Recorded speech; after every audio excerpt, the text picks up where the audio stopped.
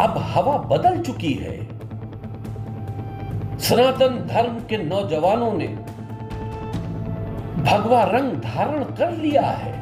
प्रयागराज में एक हिंदू गवाह की हत्या हुई दिन में 2 पुलिस वाले भी शहीद हुए। तेज कार्रवाई हुई, लोगों को ढूंढा गया। जो लोग फरार थे उनका इनकाउंटर हुए। अभी बहुतों के इनकाउंटर बाकी हैं। दुश्मनियां इतनी ज्यादा थी कि मौका पाकर अतीक और अशवाक के दुश्मनों ने उस पर गोलियां चला दी। अस्सलाम वालेकुम दोस्तों, मैं हूं शारिफ खान। आज मैं आपको वसीम रिजवी उर्फ जितेंद्र त्यागी की एक नई वीडियो दिखाने वाला हूं। अतीक अहमद और उनके भाई की जिस तरह से हत्या कर दी गई थी, उसको लेकर वसीम रिजवी ने कुछ ऐसी बातें बोली हैं जो असंवैधानिक के गैर कानूनी हैं।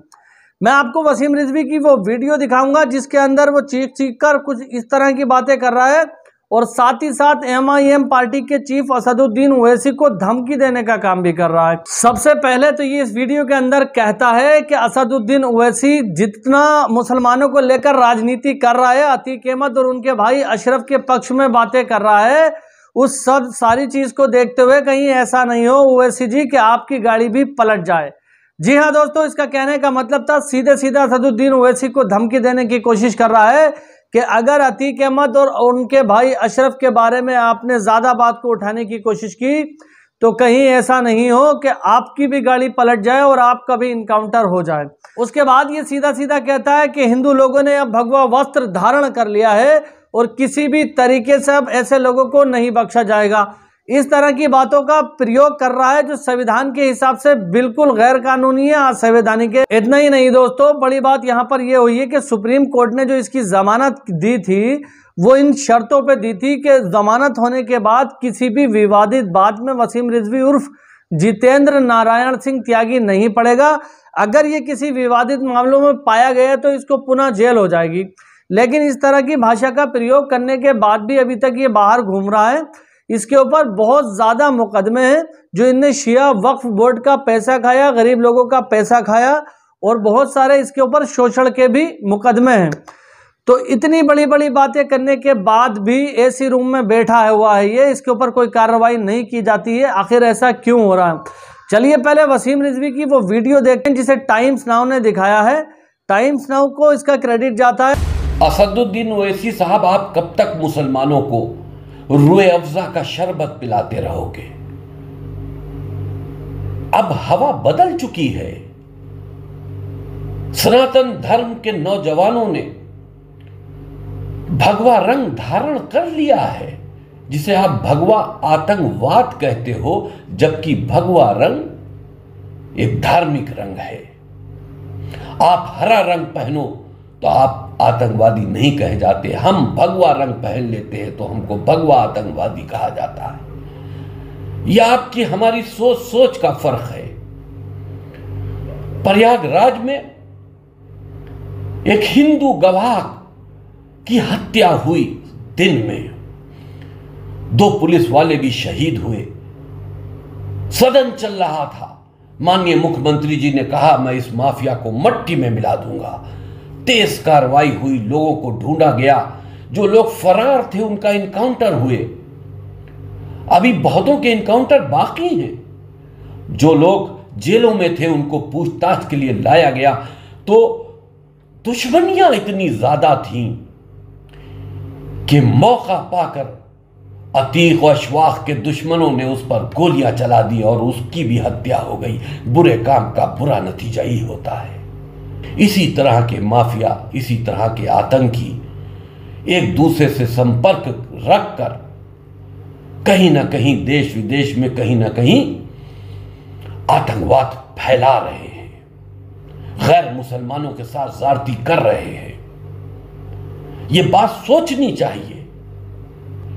और ओवैसी साहब, ये जो आप राजनीति कर रहे हो मुसलमानों को उस्काने की, ऐसा ना हो कहीं गाड़ी आपकी भी पलट जाए। तो देखा दोस्तों, खुलेआम वीडियो बना करके कहता है MIM पार्टी के चीफ असदुद्दीन ओवैसी से कि ज्यादा मत बोलो, कहीं ऐसा नहीं हो कि आपकी कार भी पलट जाए। कहने का मतलब साफ साफ है, आप जानते होंगे क्योंकि इशारों में बात की जाती है। उसके हिसाब से ये कह रहा है, ये बोलना चाह रहा है कि ओवैसी कहीं आपका भी इनकाउंटर नहीं हो जाए। इस तरह की विवादित बयानबाजी करने के बाद भी अभी तक सलाखों के पीछे नहीं गया है। दूसरी बड़ी खबर मैं आपको बता देता हूं, मौलाना अबुल कलाम आज़ाद के बारे में शायद आप जानते हो, कुछ लोग नहीं भी जानते होंगे, तो मैं आपको बता देता हूं।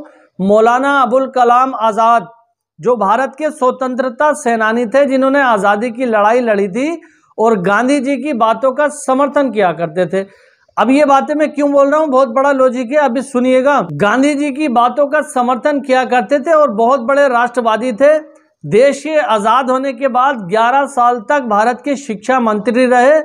उनका मौलाना अबुल कलाम आज़ाद का एनसीईआरटी की 11वीं कक्षा की बुक के अंदर से उनका इतिहास हटा दिया गया है, यानी बच्चों को उनका इतिहास अब नहीं पढ़ाया जाएगा। ऐसा क्यों हो रहा है मैं भी आपको बताऊंगा। जो व्यक्ति स्वतंत्रता सेनानी रहा हो, ये साइड में आप मेरे स्क्रीनशॉट देख पा रहे होंगे, ट्विटर को कोड करके ये खबर मैं आपको बता रहा हूं कि जो व्यक्ति स्वतंत्रता सेनानी रहा हो, जिसने देश की आजादी में इतना बड़ा योगदान दिया हो, क्या उसको भारत के इतिहास से हटाना सही है? ये बताइए आप। 11 साल तक शिक्षा का मार्गदर्शन किया, शिक्षा मंत्री रहे, गांधी जी का समर्थन किया करते थे, गांधीवादी सोच वाले व्यक्ति थे। ऐसे व्यक्ति को इतिहास से हटाया जा रहा है। ऐसे व्यक्ति की एक प्रतिमा बनाकर जहां उसको फूलों का हार चढ़ाने का काम किया जाता है। हमारे बाबा साहब भीमराव अंबेडकर, जिन्होंने संविधान लिखा, जिन्होंने संविधान के जरिए से देश को एक नई राह दिखाई, उनके ऊपर भी लोग उंगली उठाने का काम करते हैं। बाबा साहब हमारे दिल में बसते हैं। हम बाबा साहब भीमराव का जितना भी थैंक्स करें, जितना भी शुक्रिया अदा करें, उतना कम है। लेकिन मौलाना अबुल कलाम आज़ाद ने जिस तरह से देश के लिए लड़ाई लड़ी, गांधी जी के साथ स्वतंत्रता सेनानी रहे, उसके बाद भी उनका इतिहास अब भारत के इतिहास से मिटाया जा रहा है। ये कहां तक सही बात है? अपनी प्रतिक्रिया इस वीडियो के कमेंट बॉक्स में ज़रूर दें। ये जितना भी काम हो रहा है, क्या ये सही है? वसीम रिजवी को जिन शर्तों के साथ बेल दी गई थी, उन शर्तों का उल्लंघन कर रहा है, लगातार आप देख रहे हैं। उसके बाद भी वो अभी तक जेल के सलाखों के पीछे नहीं है। तो हम गवर्नमेंट से, कोर्ट से मांग करते हैं कि वसीम रिजवी उर्फ जितेंद्र नारायण सिंह त्यागी को जल्द से जल्द सलाखों के पीछे पहुंचाया जाए, वरना ये समाज का भाईचारे को तोड़ने की कोशिश कर रहा है। वीडियो पसंद आई हो तो चैनल को सब्सक्राइब करके बेल आइकन पर ऑल का बटन सेलेक्ट कर लें। इंशाल्लाह फिर मिलूंगा इसी तरह की एक नई वीडियो के साथ। तब तक खुदा हाफिज, जय हिंद, जय भारत।